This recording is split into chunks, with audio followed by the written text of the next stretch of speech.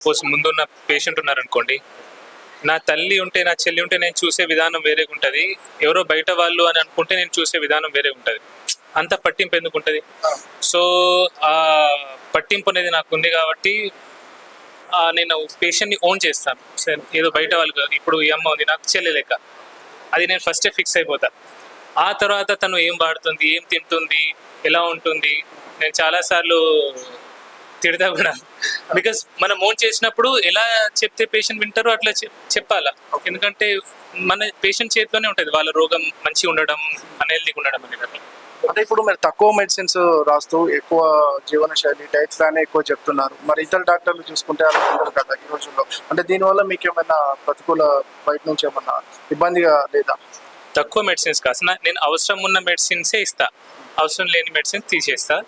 And A doctor కూడా ఇప్పటివరకు అయితే నాకు ఎటువంటి ఇబ్బంది నా డాక్టర్ కమ్యూనిటీ నుంచి రాలేదు. ఎందుకంటే ఎవరు కూడా డాక్టర్ అయ్యారంటే సమాజానికి సేవ చేయాలని అవుతారు సార్, సొసైటీకి సేవ చేయాలని ఉంటుంది.